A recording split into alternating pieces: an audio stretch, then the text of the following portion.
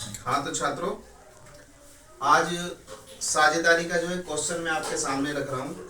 अक्सर छात्रों को प्रॉब्लम होती है कि जब भी नया लाभ हानि अनुपात वे ज्ञात करते हैं और ए और बी अपने हिस्से में से कोई भाग सी यानी प्रवेश करने वाले साझेदार को देते हैं, तो वो ये कंफ्यूज हो जाते हैं कि वो हिस्सा उनके भाग में से घटेगा या उसका भाग निकाल करके निकालेंगे, गुणा करके निकालेंगे उनके भाग में से। ये बहुत बड़ा कंफ्यूजन होता है, जिससे बच्चे अक्सर इस नए लाभ हानि अनुपात को ज्ञात करने में गलती कर देते हैं।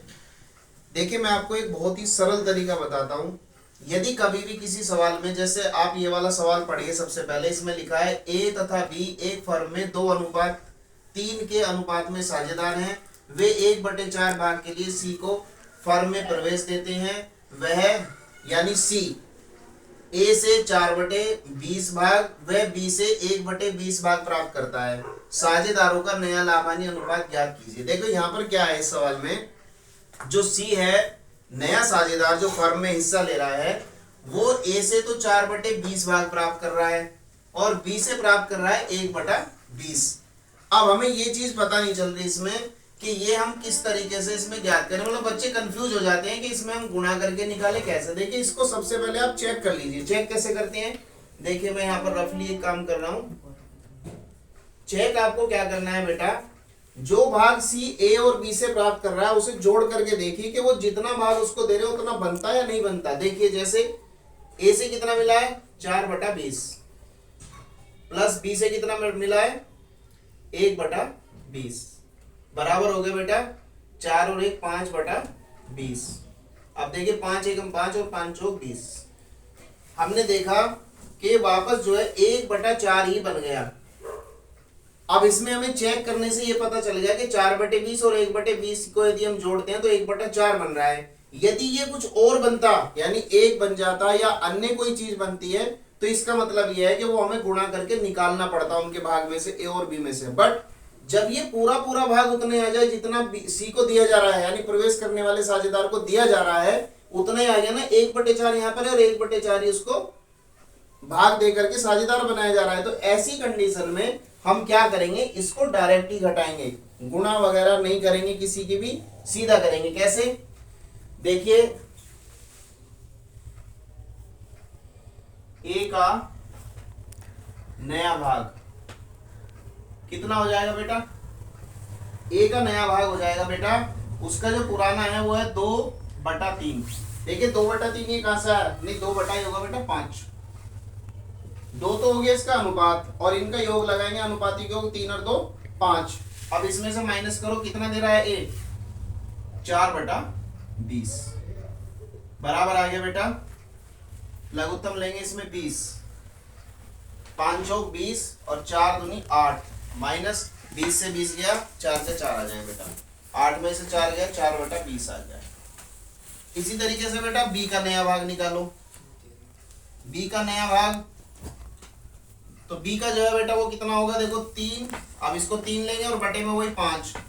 अब इसमें से माइनस बी कितना दे रहा है, 1/20 दे रहा है, 1/20। इसका बेटा एलसीएम ले लेंगे हम, 20 ले लिया, 5 से भाग दो, 5 चौक 20, 4 दिया 12, माइनस 20 से 20 गया, 1 आ गया, 1 के 1 में गुणा करो, 1 ही आएगा बेटा, बराबर ये आ गया बेटा 11/20।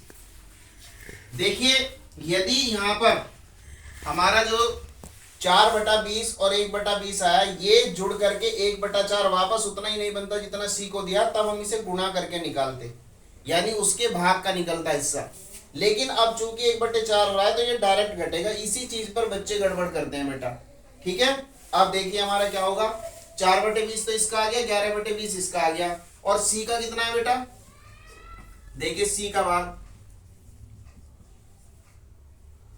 अब देखिए सी का भाग, या तो जो इन्होंने दिया उसे डायरेक्ट जोड़ लो, कितना है भाई 4/20 तो दिया है ए ने, और कितना 1/20 दिया है बी ने। अब देखिए कितना हो गया, 4 और 1 5/20 हो गया। अब देखिए ए बी तथा सी का नया लाभ हानि अनुपात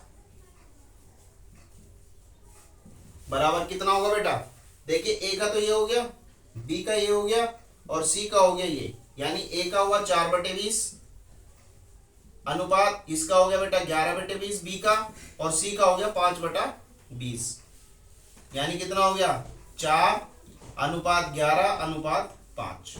ठीक है बेटा, यही हमारा आंसर होगा। एक बार और मैं आपको इसको दोबारा से बता रहा हूं।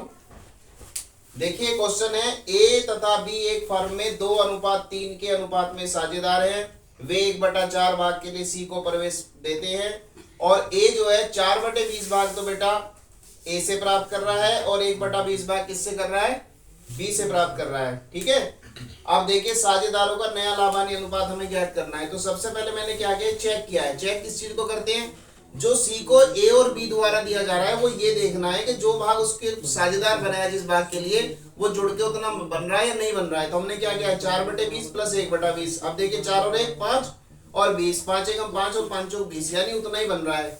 तो इसका मतलब ये हुआ कि ये हमें डायरेक्ट घटाना है, इनका जो भाग है, इनका जो रेशो है उसमें से डायरेक्ट घटाना है। तो कितना हो गए, 2/5 में से 4/20 घटाएंगे तो 4/20 आ गया, और इसी तरीके से बेटा 3/5 में से 1/20 घटाएंगे तो आपका 11/20 आ गया।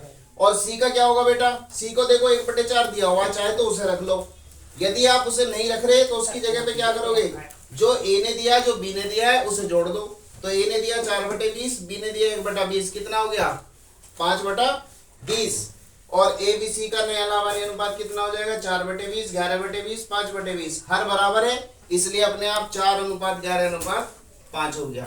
आपको ये समझ में आएगा अच्छे से, कोई दिक्कत हो तो बताइए। ओके, थैंक यू, धन्यवाद।